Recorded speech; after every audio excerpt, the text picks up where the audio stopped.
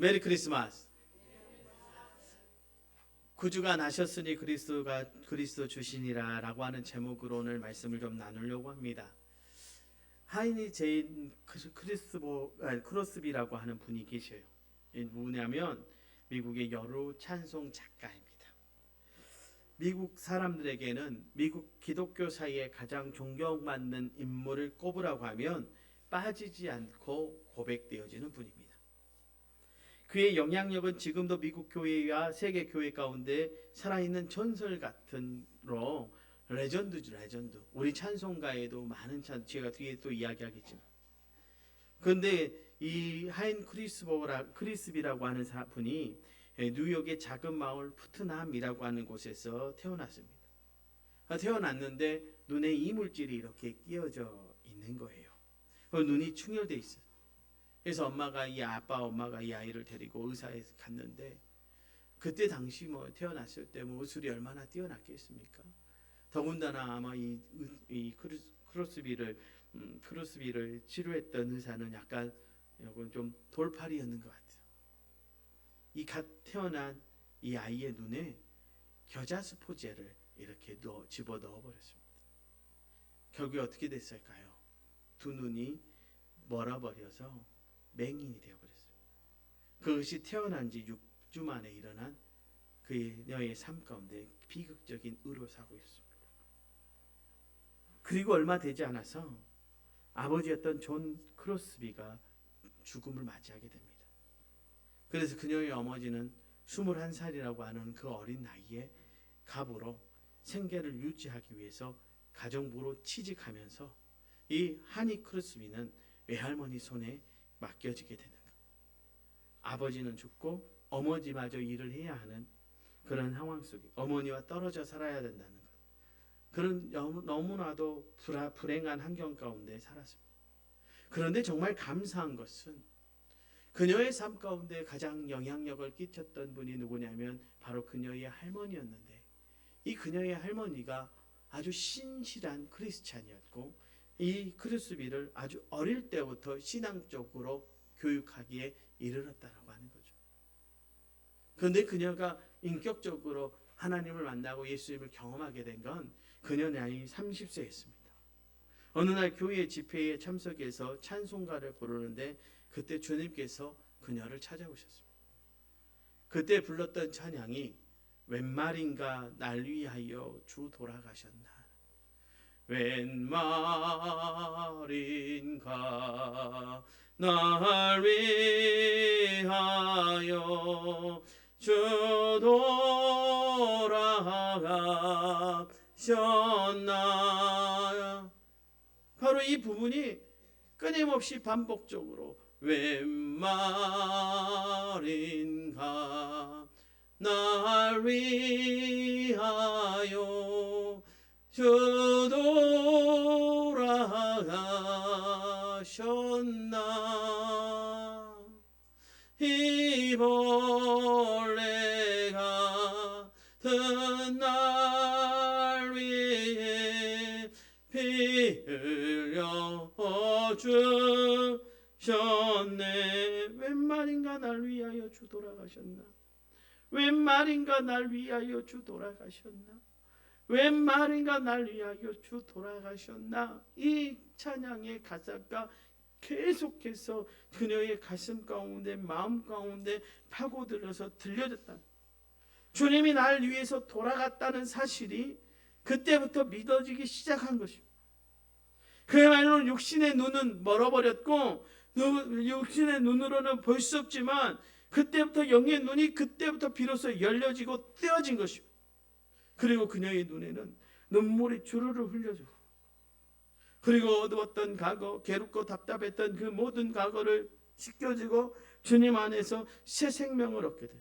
그리고 그 찬송의 가사처럼 이 몸밖에 바칠 것 없어 이 몸 드립니다 라고 하는 고백을 우리 주님 앞에 그녀가 하기 시작했다. 그저 그 전까지는 할머니의 손에 이끌려 교회를 갔던 인생이었는데 이제 그때부터 그녀는 생각하기 시작했어요.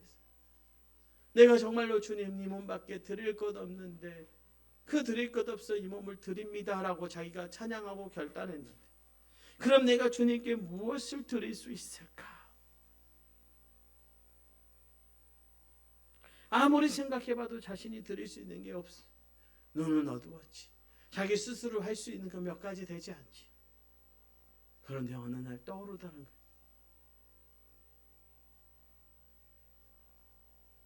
자기가 시를 잘 쓴. 맞아, 내가 하나님께서 나에게 시를 잘 쓸 수 있도록 창작력과 상상력과 나에게 글을 쓸 수 있는 그 능력을 내게 주셨구나라고 하는 것을 그녀가 깨달았습니다. 그때부터 그녀의 나이 95세가 되기까지요, 무려 8,000곡 이상의 찬송시를 썼습니다. 우리가 부르는 찬송가 중에 그녀가 쓴 곡이 약 20편 정도 들어있는데, 나의 생명 되신 주, 오 놀라운 구세주 예수 네 주, 나의 영원하신 기업 생명보다 귀하다, 이런 찬송들이 바로 그녀가 썼던 찬송입니다. 그 중에 384절, 우리가 너무나 잘 아는 찬양 아닙니까? 나의 갈 길 다가도록 예수 인도하시니 내 주 안에 있는 긍휼 어찌 의심하리요. 믿음으로 사는 자는 하늘 위로 받겠네. 무슨 예를 만나든지 만사 형통하리라.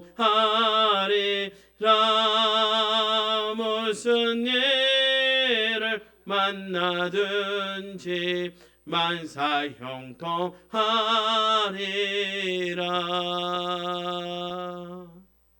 바로 이 찬양이 아무것도 앞을 볼 수 없는 그녀가 썼던 찬양.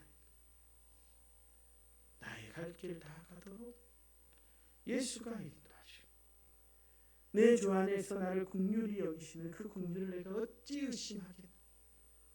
믿음으로 사는 자는 하늘 위로 받는데 무슨 일을 만나든지 만사 형통한다는 것.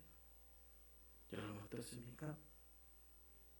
우리 예수님께서 이 땅에 오신 목적을 구약의 이사야서의 말씀을 인용해서 누가복음 4장 18절 19절은 우리에게 이렇게 밝히며 말합니다.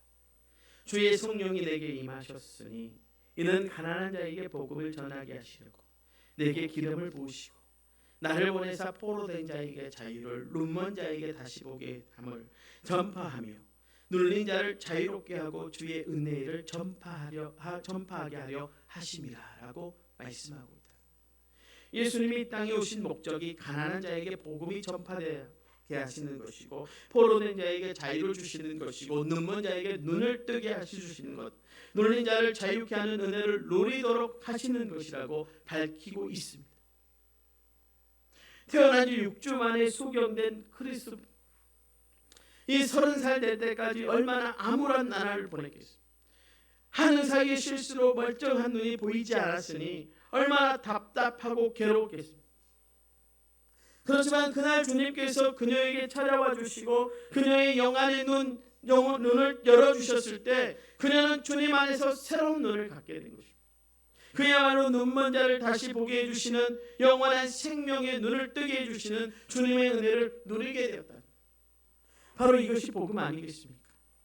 눈먼 자가 삶의 의미를 찾고 영원한 생명의 눈을 뜬 것, 바로 그것이 복된 소식이요 복음 중에 복음입니다. 여러분, 예수님께서 이 땅에 오신 목적이 바로 이것 아닙니까? 이 땅의 사람들에게 생명의 눈을 뜰 수 있도록 은혜를 베푸시기 위하여 왔다라고 하는 것이죠. 맹인이 보게 되고 안전뱅이가 걷고 나병한 자가 깨끗게 되고 소경이 듣고 죽은 자가 살아나는 것도 복음 중에 복음입니다. 그런데 그런 육신적인 회복과 더불어 영원한 생명에 대해 눈을 뜨는 것만큼 더욱 복된 복음의 소식은 없다는 것이죠. 눈을 뜨고 살아도요 영생에 대해서 눈을 뜨지 못한 자가 있다면 가장 불행한 사람 아니겠습니까? 잘 걷고 있어도 영적인 안진병으로 살아가는 자가 있다면 그보다 더 불쌍한 사람은 없습니다. 피부가 깨끗해도요 온통 죄악으로 뒤집어 쓰고 살아간다면 그 영혼보다 불행한 자가 어디 있겠습니까? 멀쩡하게 살아있어도요 그 영혼이 죽은 자처럼 사단의 세력에 붙잡혀 살아가고 있다면 그보다도 불쌍한 자가 어디 있겠습니까? 그러나 인류의 구원자이신 예수 그리스도를 통해 영원한 생명의 눈을 뜨고 사는 자가 있다면 바로 행복한 자인 줄 믿습니다. 아기 예수의 탄생을 축하하는 이 성탄절이라는 이 본문을 통해서 바로 주님께서 우리에게 선포해 주시는 메시지가 바로 그것이죠. 너희 영적인 눈을 뜨고 너희 영적으로 일어나고 너희 영적으로 서서 걷고 너희 영적으로 정결하라고 저와 여러분에게 말씀하고 계신다. 오늘 성경의 말씀의 본문이 되는 배경은 이렇습니다. 주전 800년 전 하나님께서 이사야 선지자를 통해서 이 땅에 메시아를 보내주시다고 이미 예언하였습니다. 그리고 그 사실은 지금으로부터 2000년 전 유대 땅 베들레헴에서 태어나신 아기 예수의 탄생을 통해서 그대로 우리 가운데 성취되었습니다. 그 같은 사실을 우리에게 일깨워주는 이유가 무엇입니까? 구약에 예언된 말씀이 신약에 그대로 성취된 것처럼 신약에 약속하신 예수 그리스도의 재림도 때가 되면 성취된다는 것을 기억하며 살라고 우리에게 말씀하고 있는 거예요. 여러분 놀랍게도 하나님께서 천사 가브리엘을 통해서 아기 탄생의 소식을 전해주도록 한 사람들이 누구였습니까? 그들은 밤중에 양들을 지키는 그리고 그 양들을 돌보는 목자들이었다는 사실. 그들은 양과 함께 살기 때문에 냄새나는 삶을 살았을 것이고 안식일도 지키지 못한 이들이었기 때문에 율법에는 죄인 취급받았습니다. 저기요 주인의 양도 몇 마리 빼돌리고 있었고 양의 새끼들 날 때마다 몇 마리 좀 빼돌렸던 고용된 목자들, 삭군 목자들이었습니다. 그런 삶을 살았던 그 당시에 고용된 목자들, 그 싹을 받고 양치던 싹군 목자들은 그 당시 세리와 창녀들처럼요 부정한 사람들로 취급되어졌던 사람들. 그래서 주류로부터 외면받았습니다. 그런데 왜 하나님께서 냄새나고 더럽고 부정당하고 죄인 취급받던 그들에게 아기 예수의 탄생 소식을 맨 먼저 알려주신 것입니까? 하나님께서 의인을 부르러 오신 것이 아니라 죄인을 부르러 오신 것임을 우리에게 일깨워 주시기 위해서 그랬습니다. 여러분 율법을 잘 지키는 자들로 치면 여러분 바리새인이나 사두개인에게 맨 먼저 아기 예수의 탄생 소식을 전하셔야 됐어요. 안식일을 잘 지키는 자들로 치자면 대제사장과 제사장들에게 그 소식을 맨 먼저 알리도록 해야 했습니다. 그러나 하나님께서는요 자기 의로움, 자기 율법의 행위를 내세우고 자랑하는 자들에게가 아니라 스스로 죄인임을 아는 자들에게 아기 예수의 탄생 소식을 맨 먼저 알려주도록 하신 것입니다. 그것은 오늘날도 마찬가지입니다. 우리 주님께서는요 스스로 죄인임을 고백하는 자들, 스스로 연약한 자임을 고백하며 사는 자들을 찾아와 주시고 만나 주시는 줄로 믿습니다.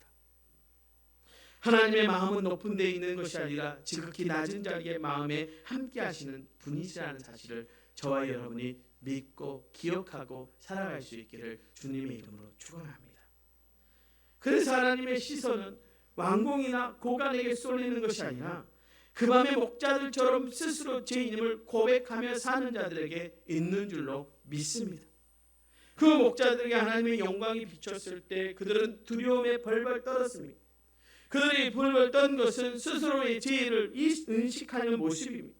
마치 유월절 양을 잡아 피를 문설주 좌우인방에 바르고 혹시라도 우리도 애굽 사람처럼 죽지 아니할까 그 밤에 덜덜 떨면서 그 밤이 지나가기를 기다렸던 애굽 땅의 이스라엘 백성들처럼 하나님께서 시내산에서 강림하실 때 하늘의 나팔 소리와 우레 소리와 천둥 소리가 날 때 모든 이스라엘 백성들이 벌벌 떨면서 땅바닥에 엎드렸던 것처럼 말입니다. 마치 이사야가 성전에 있을 때 하나님께서 천군 천사로 임재하실 때 자신의 죄를 보면서 하루다 나는 죽게 되었구나라고 벌벌 떨었던 것처럼 거룩하신 하나님 빛 대신 그 하나님 앞에 그 어떤 인간도 자기 의로움을 내세울 수 없기에 목자들은 두려움에 벌벌 떤 것이었습니다. 바로 그것이 하나님의 은혜로 들어가는 첫 관문입니다. 그것이 자신이 죄인임을 하나님 앞에 고백하는 거듭남의 과정이요, 하나님의 은혜 속에서 의롭다 하심을 입는 성화의 첫 관문이라는 것을 저와 여러분이 기억할 수 있기를 주님의 이름으로 축원합니다. 그렇게 두려움에 벌벌 떨던 목자들에게 천사가 말했습니다. 무서워하지 말라. 보라, 내가 온 백성에게 비칠 큰 기쁨의 소식을 너희에게 전하노라. 아기 예수의 탄생이 그들에게 왜 큰 기쁨의 소식입니까? 너희들이 세상에 냄새나고 죄인 취급받지만, 가장 쳤고 천한 삶을 살지만 너희들도 구원을 받을 수 있는 소식이기에 가장 큰 기쁨의 소식이라고 그들에게 전한 것입니다. 이 세상에 들려오는 소식들은 여러분 상대적인 소식 아닙니까? 누군가 시험에 합격했다면 다른 누군가는 그 시험에 떨어졌다는 소식이기도 합니다. 누군가 취업에 합격했다면 또 다른 누군가는 그 취업에 떨어졌다는 소식입니다. 누군가 결혼했다면 누군가는 아직 결혼하지 못한 채 날마다 명절 되면 가서 시달려야 되는 상황 속에 있다는 소식입니다. 그 당시 목자들 사이에서도 좋은 소식이라면 뭐겠습니까? 양떼를 잘 치고 아침에 집에 들어가서 어머니와 아버지를 만나는 것 아니겠습니까? 그런데 그 집에 그 밤에 돌아오지 않았다면 아마 일이나 하이엔에게 양을 무려 뜯겼거나 혹시 상처를 받았을 수 있다는 거죠. 그러니까 그 밤에 그 양떼를 지키는 건 그 아침에 그들이 눈을 떴을 때 살아있다라고 하는 것, 아침을 맞이하면 그들이 살아있다고, 아침을 맞이하면 내가 치는 양들이 몇 마리가 있는지 확인하는 것, 그리고 한 마리도 죽지 않으면 그것이 그들에게 기쁨의 소식이에요. 그러나 그들이 단 한 마리도 안 죽었겠습니까? 상대적으로 다른 양떼들이 공격을 당했을 수도 있고 다른 목자들이 부상을 당했을 수도 있는 것이 그 밤의 소식일 수도 있습니다. 아니면 어떤 목자는 그 집의 양들은 어떻게 번성을 잘하는지, 거기 목자도 양을 많이 벌었대 하면서 많이 빼돌렸대 하는 소식을 들으면서 자기는 양심상 그렇게 못하고 살아서 씁쓸해하는 목자들도 있었을 수도 있죠. 그렇던 누군가 기쁨의 소식이 다른 누군가에게는 기쁘지 못한 소식일 수도 있는 것이 이 세상을 살아가는 우리가 듣는 소식의 모습입니다. 하지만 아기 예수님의 탄생의 소식은 결코 누군가가 누리는 상대적인 기쁨의 소식이 아니라 온 인류가 함께 누릴 수 있는 절대적인 기쁨의 소식이라는 것입니다. 왜냐하면 모든 인류에게 영원한 생명을 주시는 소식이기 때문에 그렇습니다. 오늘 본문은 그 이후에 천사가 전해주는 말씀을 우리에게 보여줍니다. 본문 11절의 말씀을 다시 한번 읽어보면 이렇게 말씀합니다. 오늘 다윗의 동네에 너희를 위하여 구주가 나셨으니 곧 그리스도 주시니라. 여기에 오늘이라고 하는 단어는 헬라어로 세메론이라고 하는 단어를 사용하는데 그 일이 일어난 그날을 가리키는 말입니다. 왜 굳이 오늘이라고 하는 말을 성경은 사용했을까요? 여러분, 이 오늘이란 로마 황제 아우구스투스가 통치할 때, 구레노의 수리아의 총독으로 있을 때, 헤롯이 유대의 왕으로 다스릴 때였습니다. 그만큼 예수님의 탄생은 어느 신화 속의 전설적인 사건이 아니라 유대 땅 베들레헴에 일어난 실제의 사건이고 실제의 역사라는 것을 증명하시기 위해서 오늘이라고 하는 단어를 썼습니다.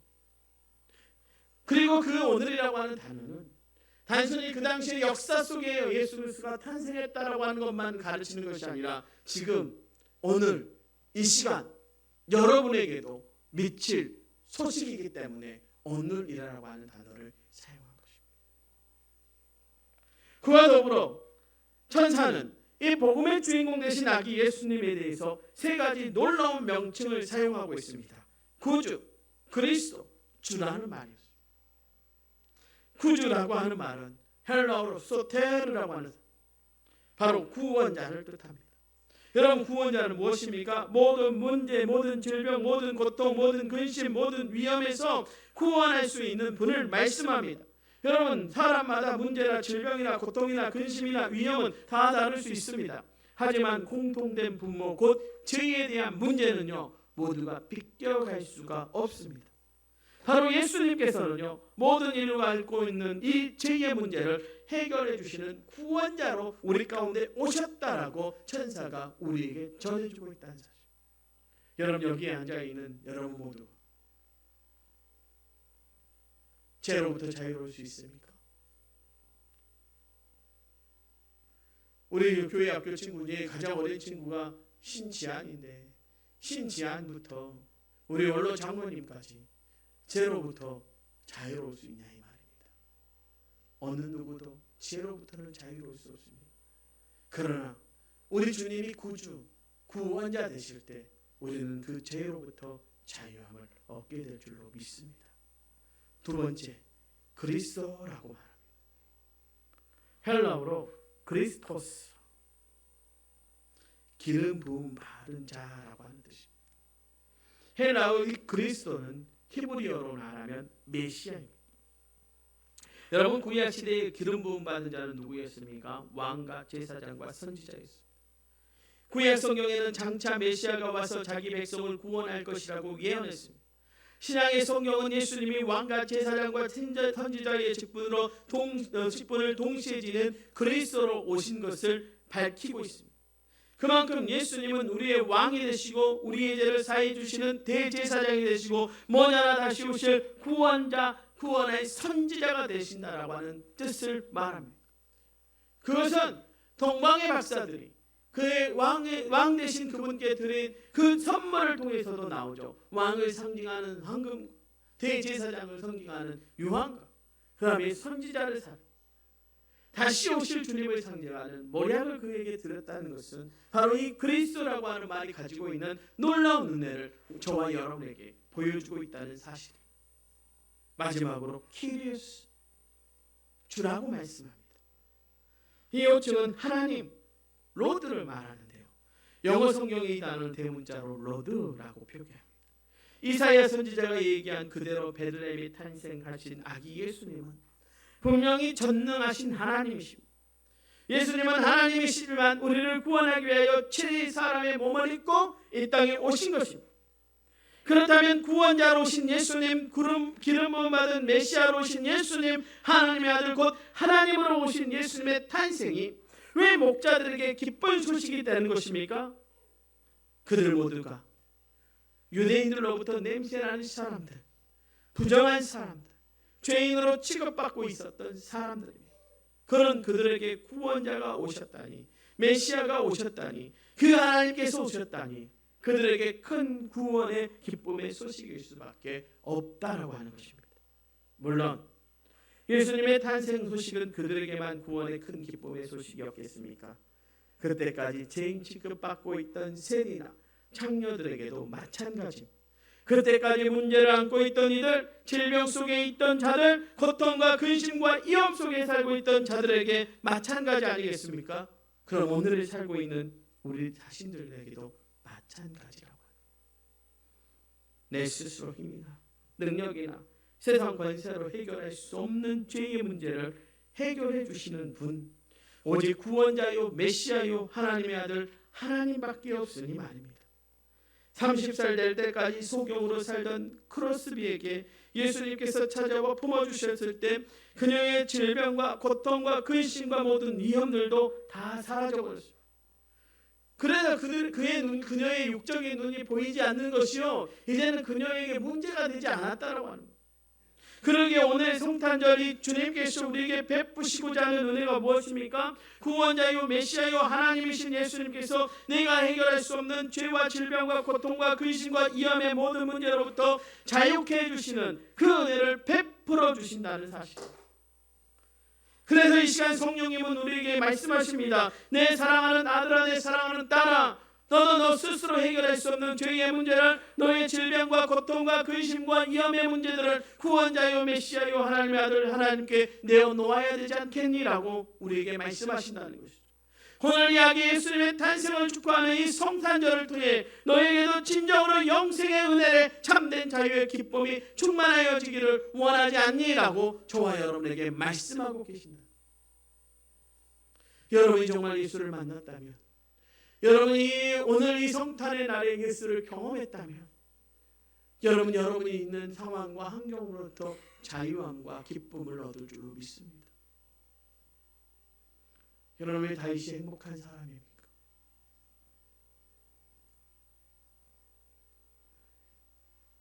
그의 삶을 둘러싼 죽음의 문제가 그와 함께 하신 하나님에 비해 아무것도 아니었기 때문에 그렇습니다. 여러분의 다니엘이 감사의 사람입니까? 그 앞에 놓여진 사자굴이 그에게 아무것도 아니에요. 그 사자굴보다 지금 나와 함께 하시는 하나님이 더 크기 때문에. 여러분, 우리는 요셉의 형통함을 통해 우리 안에 행복을 누려야 합니다. 그가 어떤 옷을 입었냐가 중요한 것이 아니라 그가 지금 누구와 함께 살고 있느냐. 여러분, 오늘날도 마찬가지 아닙니까? 지금 여러분 누구와 함께 살고 있는가? 여러분의 삶을 누구와 함께 걸어가고 있는가? 여러분의 인생을 누구에게 맡기고 누구를 바라보며 있는가?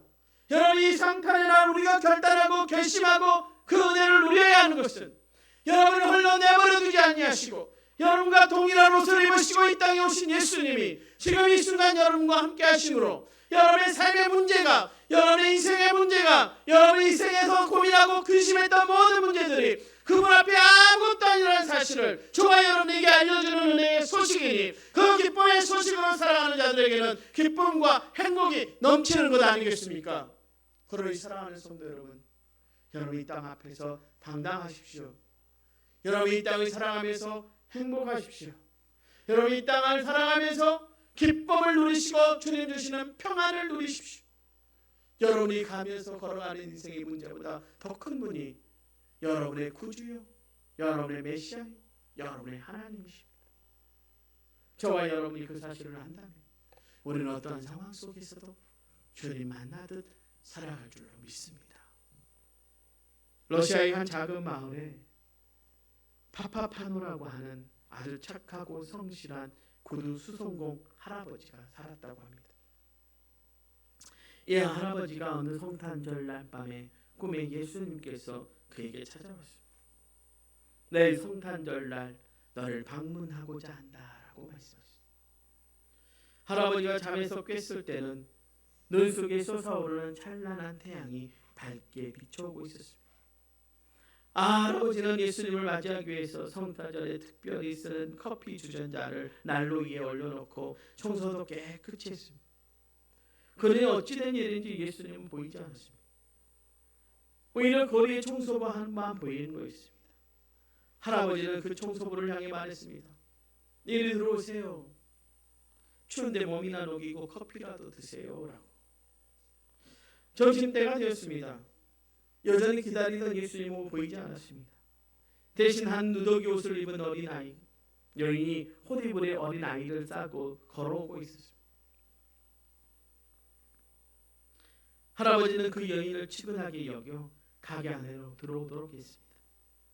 그러자 빨갛고 시퍼렇게 얼어있는 아기의 발을 할아버지가 보게 되었습니다. 할아버지는 그 아기에게 신발을 신겨주고 싶은 마음이 들었습니다. 그래서 어젯밤에 봤던 조그만한 신발을 신겨보았습니다. 신기하게도 그 아이의 발 사이즈를 맞춘 것처럼 꼬만. 그래서 아이가 그 엄마가 행복한 표정을 지었고 그 할아버지에게 감사하다고 하는 말을 하며 떠났습니다. 어느덧 저녁 시간이 되었습니다. 이제 좀 올 때쯤 됐는데 이 저녁의 기운이 마을을 이렇게 감싸고 있는데 예수님은 나타나지 않아요. 할아버지는 저녁 준비를 위해 스프와 빵을 데웠습니다. 그때 한 할머니와 그 할머니의 가위를 훔쳐 달아나는 어린아이를 발견하게 되었습니다. 할머니는 훔치고 달아나는 아이를 붙잡아 때리면서 경찰서로 데리고 끌고 갔습니다. 그때 이 파파파노 할아버지에게 마음의 감동이 있어 그 할머니에게 가서 간청했어요. 그 아이가 일부러 한 것도 아니고 배가 고파서 그런 짓을 했으니 좀 용서해 주세요. 내가 이 아이를 대신해서 과일값을 지불하면 어떻겠소 하고 파파몬 할아버지가 그렇게 나오자 그 할머니는 그 아이를 용서했어요. 그리고 그 아이도 할머니에게 용서를 빌었습니다. 어느새 그 할머니와 그 아이는 정답게 길 저쪽으로 함께 사라졌습니다. 그러나 그토록 기다리던 예수님은 오지 않았습니다. 그러자 결국 꿈이었던 말인가 하고 홀로 말하던 그 할아버지는 시리에 빠졌어요. 왜 내가 기다리던 예수님은 오신다 해놓고 안 오셨지? 그때 음성이 들리는 거예요. 할아버지 나를 보셨지요? 어젯밤 꿈에 들었던 음성이었습니다. 어디에 계셨습니까? 하고 물었을 때 나는 오늘 할아버지를 3번이나 찾아갔어요 하고 대답했습니다. 도대체 언제 오셨다는 것입니다. 저는 본 적이 없습니다. 한 번은 총섭으로, 한 번은 아기를 아는 여인으로, 마지막으로 거지로 찾아갔습니다. 아, 그랬군요. 할아버지가 나에게 베푼 따뜻한 사랑 정말 고마웠어요. 여러분, 이 이야기가 우리에게 무엇을 깨닫게 하는 이야기 같습니까? 예수님께서 이 땅에 구원자로 메시아로 주인으로 오셨기에 오늘 우리들에게까지도 구원의 은혜가 주어진 것입니다. 그렇다면 예수님의 사랑의 빚진 자로 살아가는 자, 바로 그것이 구원을 베푸시는 주님의 통로로 사는 사람들의 라는 뜻이지요. 그것이 나를 구원하신 목적이요, 이 시대에 우리로 하여금 작은 예수로 살아가게 하신 예수님의 뜻이라는 것입니다. 여러분은 지금도 수없이 많은 예수님을 만나고 있습니다. 어느 날 저녁에요, 교회 교양실에서 말씀 준비하고 있는데 전화가 한 통이 뜨르르 가요. 여보세요 하고 전화를 받았더니 목사님이시죠? 예.